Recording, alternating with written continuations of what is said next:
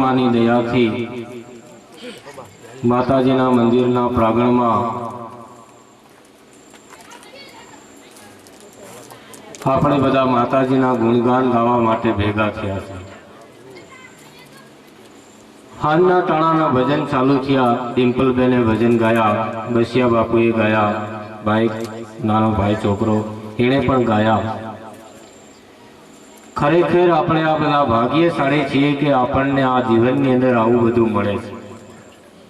મારે કાંઈ ભજન ગાવાનું નથી, બે ચાર વાત કરવાની છે, શાંતિથી સાંભળજો। आज आनंद आज उछड़ंग आज नैनो मां वर्षे ने सखी हमारे आंगणे आज कंचन वेरसा में। कंचन ना में એટલે કે કંચન ના મેં વરવતા નથી ને વરરેતા કરવું જ પડે। ટ્રેક્ટર ના પૈડા બંધ થઈ જાય, કંચન ના મેં વરરે। કંચન ના મેં આમ નથી વરવતા, પણ આવી રીતે કે ભજન હોય કે સત્સંગ હોય કે સંતવાણી હોય અને એમાંથી જે વાતો નીકળે છે, એમાંથી જે ભજન નીકળે છે, એને આપણે ભજનની અંદર કંચનના મેહ કીધા। અને જેને ઘેરે આવા આનંદ થાય, જેને ઘેરે આવા પ્રસંગ થાય, જેને ઘેરે 5-25 માણસો જમે છે, પ્રસાદ લે છે, ખરેખર જીવનમાં એ ભાગ્યશાળી છે। જન્મો પણ જાણ્યો નહીં આ મનુષ્ય દેહનો મરમ, જન્મો પણ જાણ્યો નહીં આ મનખા દેહનો મરમ। અરે કોળીઓ એક રોટલા માટે થઈ અને કરોડો બાંધ્યા કરમ।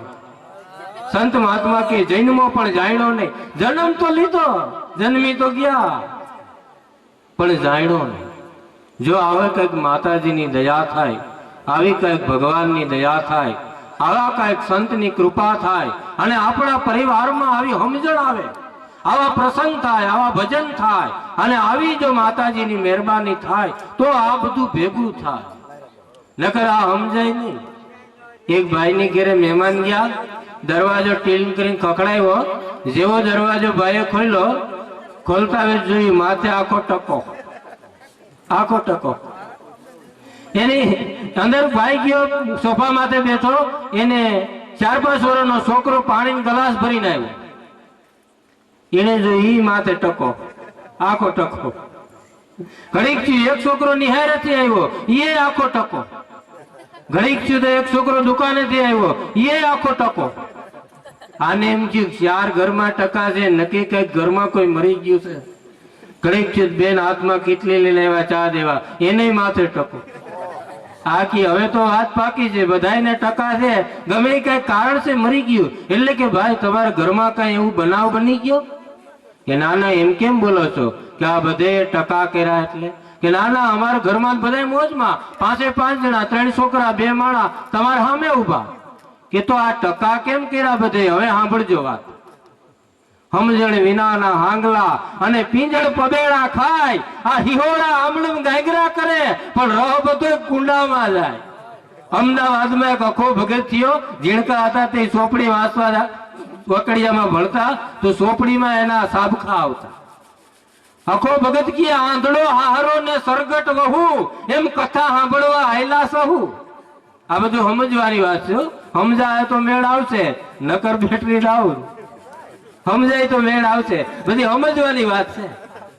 અખા ભગતે ચાબખા, ઘોડાને ચાબુક મારે ને એમ આપણા જેવા મનુષ્ય જાગે નહીં આખી જિંદગી, અજ્ઞાનતામાં કાઢી નાખે। આપણા જેવા માણસને અખા ભગતે આ શબ્દ રૂપી ચાબખા માર્યા કે ભજનમાં જાય, સત્સંગમાં જાય, કથામાં જાય, પણ છતાંય જીવનમાં પરિવર્તન ના આવે, ફેર ના આવે। એના માટે અખો ભગત કી આંધળો હારો સરગટ વહુ, એમ કથા સાંભળવા આયલા સહુ। અરે કીધું કાઈ ને સુણ્યું કશું, અખો કે આંખનું કાજળ આણે ગાલે કહીશું। આંખે જે કાજળ ગહવાનું હતું, અખો કે આણે ગાલે કહી દીધું। તો આને એવું જ થયું, આણે કીધું કે 5% છે। શું કામ ખબર? કે અમારા ગામમાં એક બાપુ સત્સંગ કરવા આવ્યા અને અમે બધા 5 જણા ઘરના સત્સંગ સાંભળવા ગયા, આગલી લાઈનમાં બેઠા। બાપુએ પ્રવચનમાં કીધું કે હવે ધરતી ઉપર ભાર બહુ વધી ગયો છે, હવે ધરતી જાજો ટાઈમ રહે નહીં, આખી ધરતીનો નાશ થાય અને ખાલી 5% વધશે। ખાલી 5% વધશે કે હવે આણે નક્કી કર્યું કે આપણે ઘર મેળે સમજી લેવું, કોઈને કેવું નહીં. કીધું કાઈ ને સુણ્યું કશું, આંખનું કાજળ અખો કે ગાલે ગઈશું. પણ જો આવી વાત જીવનમાં ઉતરે, જીવનમાં સમજાય